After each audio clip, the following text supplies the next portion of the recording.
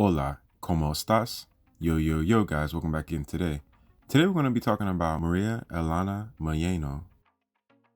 María Elena Moyano was born in the Barranco district of Lima, Peru in 1958. Maria's mother, Eugenia, would do laundry for a living. She had 6 siblings, and for many years, Maria wanted to be a secretary.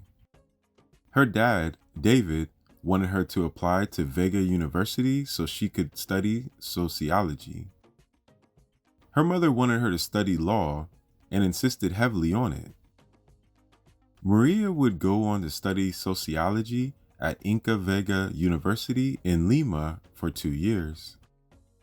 This would be cut short due to limited funds. Her education would introduce her to Marxist and analytical concepts.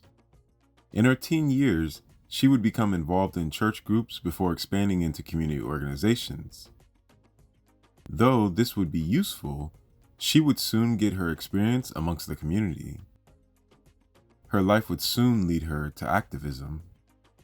When she was a teen, she would become a member of the Movimiento Pobladores youth movement in Villa El Salvador. This town, on the outskirts of the capital, was heavily populated by many of the 2,000 indigenous ethnic groups from the interior of the country.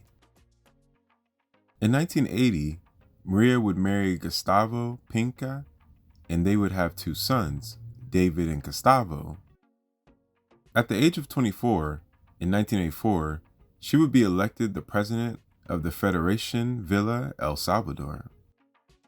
This organization was a federation of women from Villa El Salvador. While president, Maria would help grow health communities, a program to supply children with milk, public kitchens, basic education committees, and income-generating projects. In 1990, Maria would leave the position and soon after was elected deputy mayor of the municipality of Villa El Salvador. Maria would also support an organization by the name of Vaso de Leche, or Glass of Milk. This organization had a goal to deliver milk to Lima's poor neighborhoods. This would ensure kids would have 1 cup of milk a day. Maria believed that soup kitchens were a way to express grievance. During this time, Maria would start to understand and contemplate her life safety. This was because other activists in Peru were losing their lives. Such activists as Margarita Cruz and Maria Hilario were killed in their attempts to change what was happening in the country. A revolutionary organization known as the Shining Path would tell Maria to leave her post or she would be killed. Maria would be stuck between the Shining Paths and the Peru's government neoliberal ideas under President Alberto. With many political attempts on both sides to stop her movement, the Shining Path would even post propaganda flyers against her. The Shining Path was against helping the poor if they did not embrace their ideas and Marxist beliefs fully. On February 15, 1992, the Shining Path would kill Maria in front of her son and husband.